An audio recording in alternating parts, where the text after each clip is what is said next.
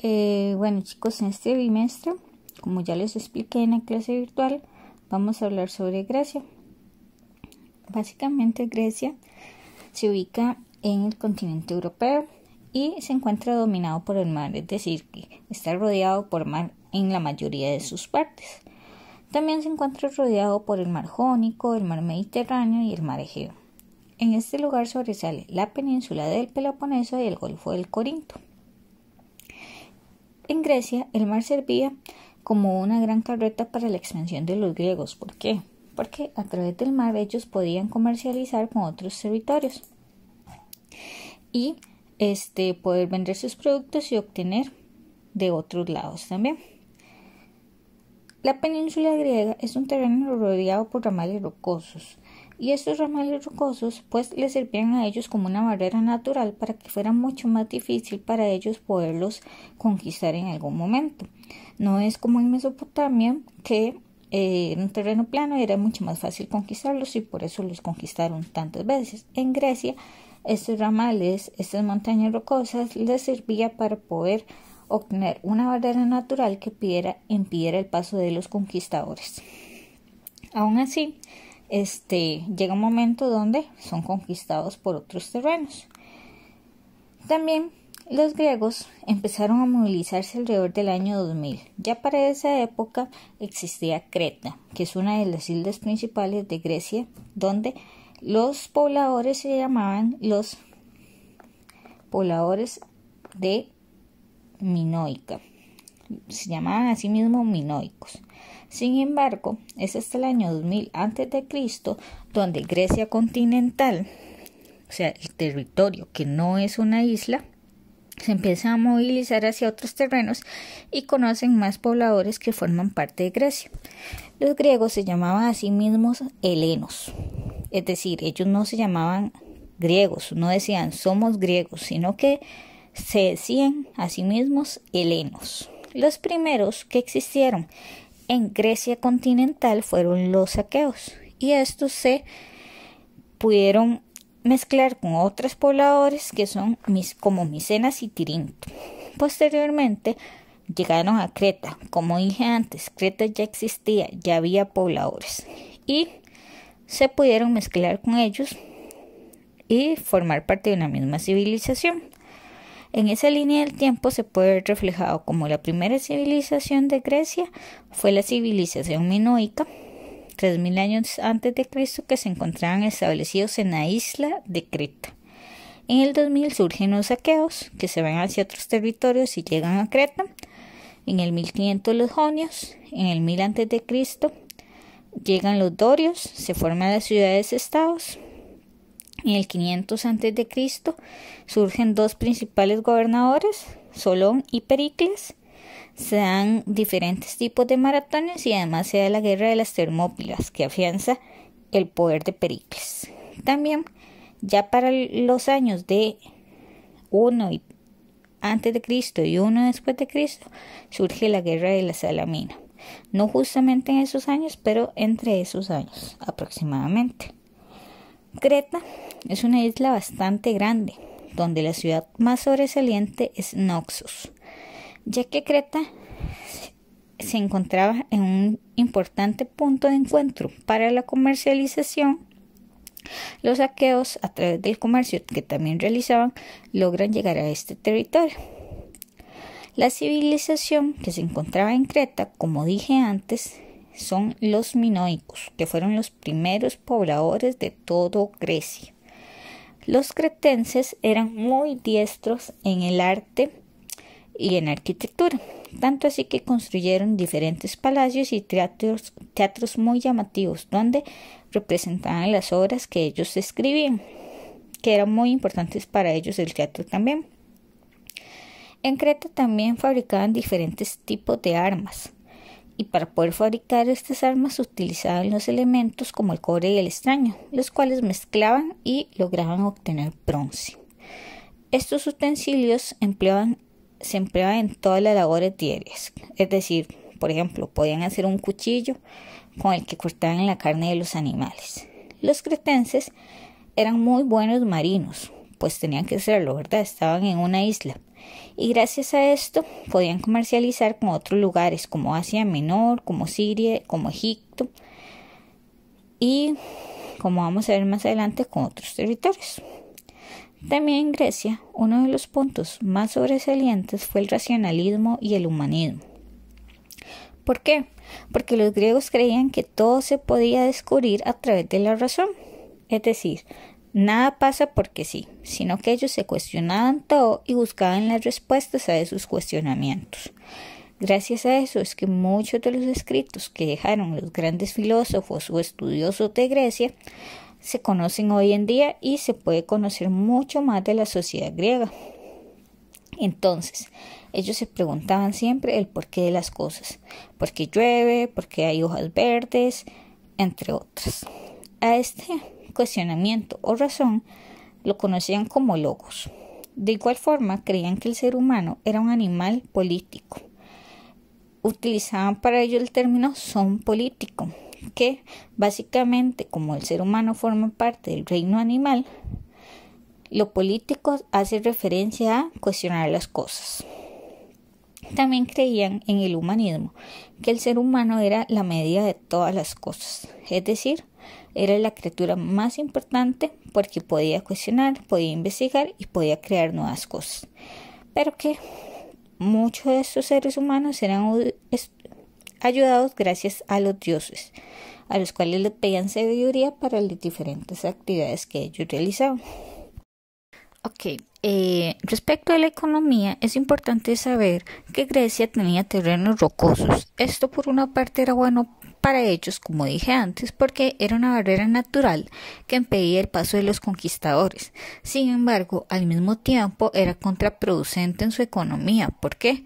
Porque las tierras no tenían tanta fertilidad para poder ser cultivadas. Entonces, los principales productos que se cultivaban en Grecia era vid y olivo.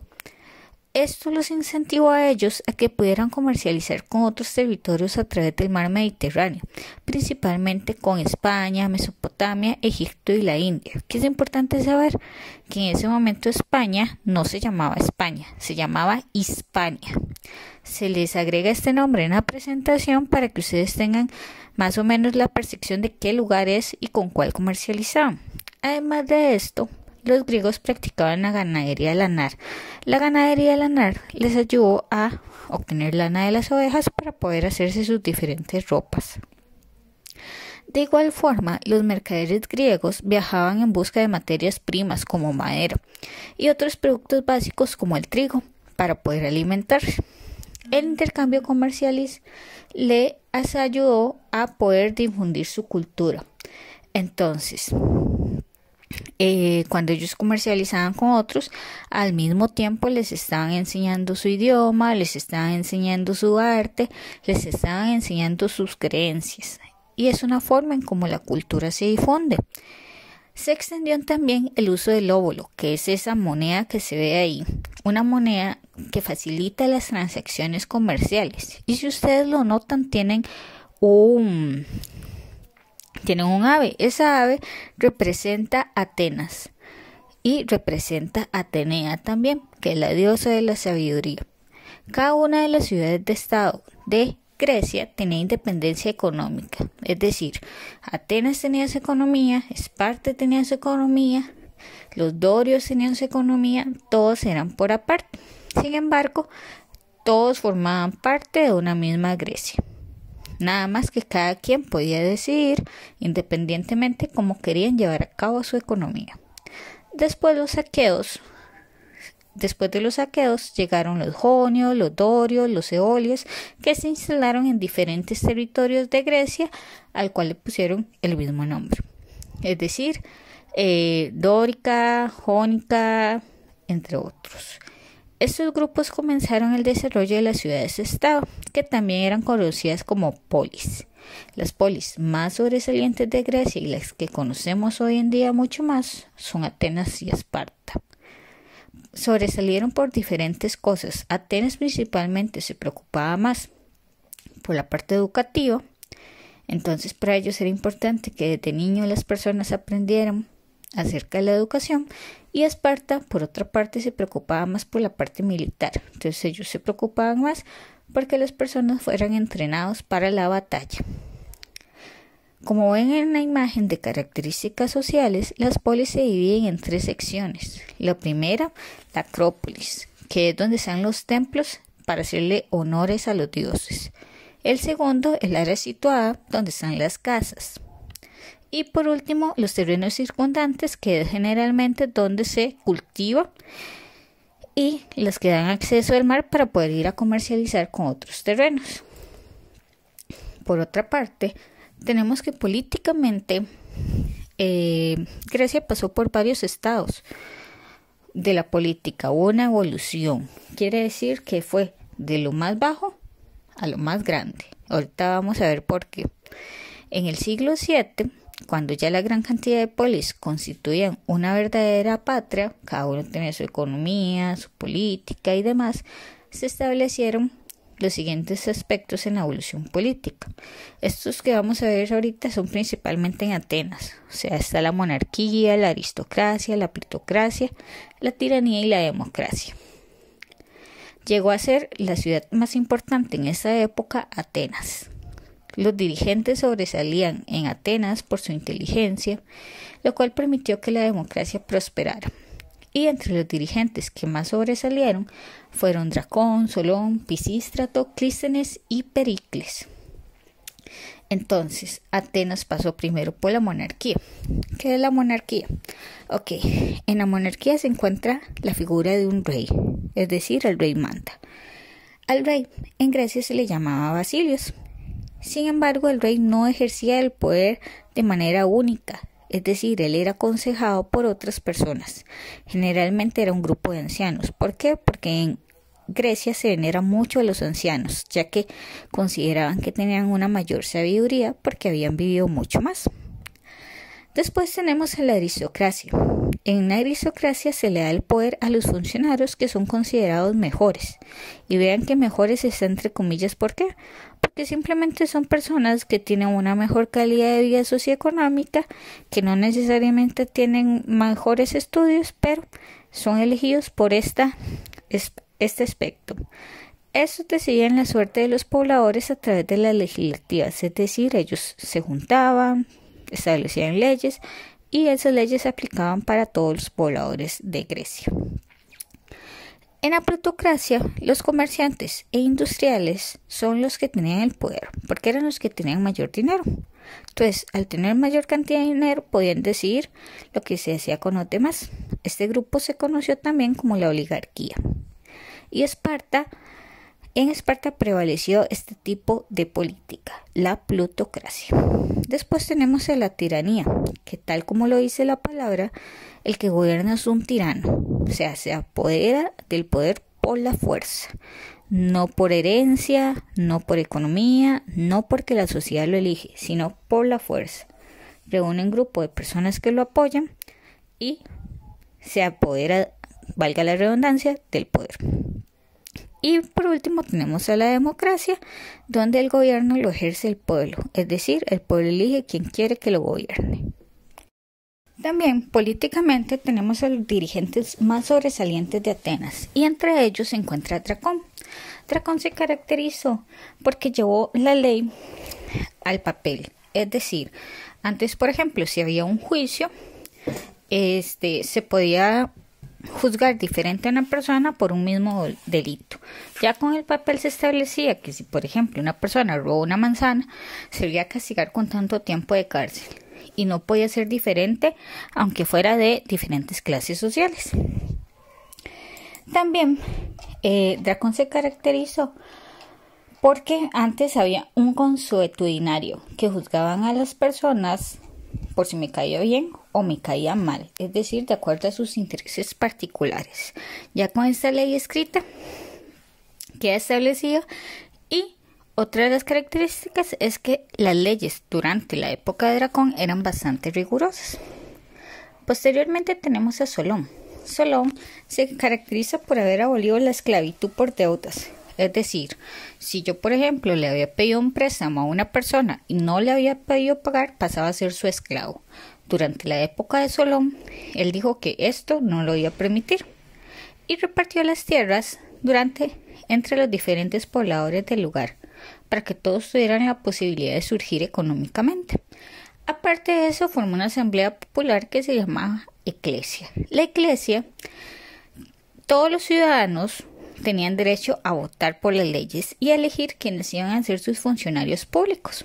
De igual forma, creó el Consejo de los 400 o Senado, donde había más cantidad de personas que podían dar su opinión acerca de las distintas leyes. Solón opinaba que los poderosos no podían oprimir a las personas de bajos recursos solo por tener mayor dinero. Pisístrato, por su parte, fue un gobernador tirano, es decir, se hizo del poder por la fuerza. Pero que es importante saber que ser tirano no significa ser malo, ya que Solón, a pesar de que se hizo del poder por la fuerza, distribuyó tierra entre los atenienses más humildes, les dio créditos, es decir, préstamos para que ellos pudieran cultivar, y a su vez estimuló la producción agrícola, la industria y el comercio a través de estos préstamos, es decir, Atenas creció económicamente gracias a que habían más personas que tenían más posibilidades para cultivar. Clístenes, por su parte, llevó a cabo una reforma social y política. Dividió el Ática en 10 demos y 10 tribus. Es algo así como dividir las provincias en cantones y en distritos.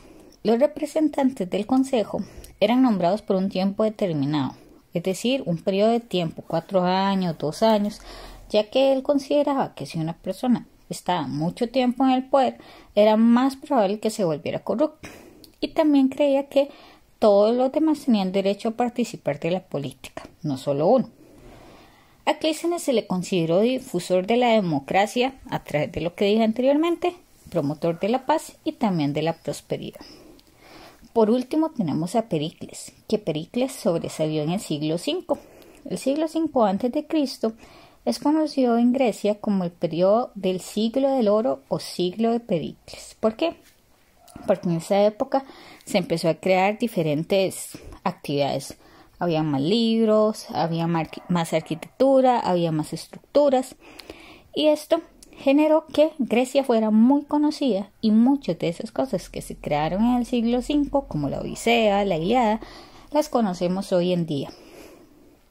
Luchó también Pericles porque las leyes fueran más democráticas, además de proteger la ciencia y el arte.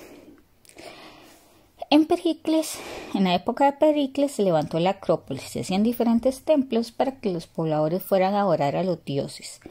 Y las Acrópolis siempre se ubicaban en las partes más altas, porque entre más alto estuviera la Acrópolis, más cerca se encontraban de los dioses.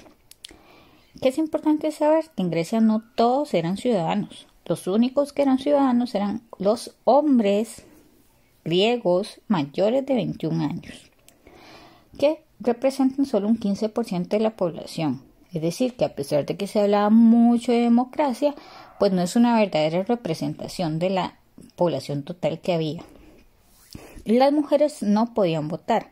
Los griegos de otras ciudades como jonios, dorios, que no pertenecían a Atenas, tampoco podían votar en Atenas.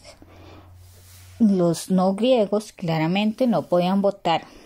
Los esclavos tampoco podían votar, a pesar de que los esclavos representaban una tercera parte de la población. Respecto a las características de la democracia ateniense, podemos hablar acerca de 4 características principales. La primera habla acerca del carácter reservado de la ciudadanía, es decir, no todos los habitantes de Grecia eran ciudadanos, simplemente los hombres mayores de 21 años, que podían elegir y podían ser electos. Claramente, en esta categoría entran principalmente aquellos que tienen una mejor calidad socioeconómica. De igual forma está la igualdad política, es decir, todos los ciudadanos, todos los hombres mayores de 21 años que eran considerados ciudadanos eran iguales ante la ley. No valía más la palabra de uno o de otro, es decir, puede ser que un ciudadano mayor de 21 años tuviera en su poder 1000 óbolos y podía ser que otro tuviera 500 óbolos. Recuerden que óbolo es la moneda. Pero lo que decían ante la ley era igual, ya que los dos eran ciudadanos. Igual, la democracia directa, es decir, cada persona vota y su voto es escuchado de manera individual. No es que no que un grupo de personas le dicen a alguien más y esa persona les representa. No, era una democracia directa. Y la soberanía de la ley era que la ley era sagrada, de carácter superior y se aplicaba a todos por igual. Las leyes eran fruto de la discusión popular y de la voluntad del pueblo. Por último, para tratar de este tema, vamos a hablar acerca de la religión. Los griegos eran personas politeístas, es decir, creían en muchos dioses, y entre los principales dioses que creían se encontraban Zeus, Poseidón, Hades, Hera, Afrodita, Ares, Hefesto y Atenea. Cada uno de esos poseía una función. Vamos a empezar primero con Zeus, Poseidón y Hades. Zeus, Poseidón y Hades eran hijos de Cronos. A Cronos le habían dicho en una profecía que uno de sus hijos le iba a quitar el poder que tenía. Entonces lo que hacía Cronos para que esto no pasara era comerse a sus hijos. ¿Qué pasó entonces? Que su mamá estaba muy triste, Rea, porque Cronos se comía a todos sus hijos. Y en el momento que nació Zeus, en vez de darle a Zeus, le dio a una piedra. Cronos se la comió pensando que era Zeus. Cuando Zeus creció, se hizo poderoso y le cortó el estómago a Cronos. Cuando le cortó el estómago, logró sacar a sus otros hermanos. Y así es como se vivían el cielo, el mar y las profundidades de la tierra. Zeus como dios del cielo, Poseidón como dios del mar y Hades como dios del inframundo. Era por su parte la esposa de Zeus y se conoce por ser la diosa de la familia. También tenemos a Afrodita, la diosa del amor, que es esposa de Hefesto, el dios del fuego. Hefesto tiene una característica particular, ya que a pesar de que es un dios cojo. Entonces, siempre fue juzgado y criticado por los demás por ser considerado un dios feo. A pesar de eso, Afrodita, que era una de las diosas más hermosas, se casó con él. Pero ¿qué pasa? Que Afrodita le era infiel con Ares, el dios de la guerra. Hefesto se entera de esto y lo que hace es tejer una red invisible. Le dice a Afrodita que va a salir porque sabe que se va a encontrar con Ares y los atrapa en esta red invisible. Cuando pasa esto, llama a los demás dioses para que los vean y los humillen y se burlen de ellos. Es la forma en cómo Hefesto se vengó.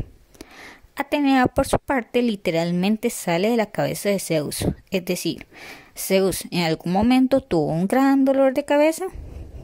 Cuando ya ese dolor era insoportable, su cabeza se abrió y de él surgió Atenea. Por eso, Atenea es la diosa de la sabiduría.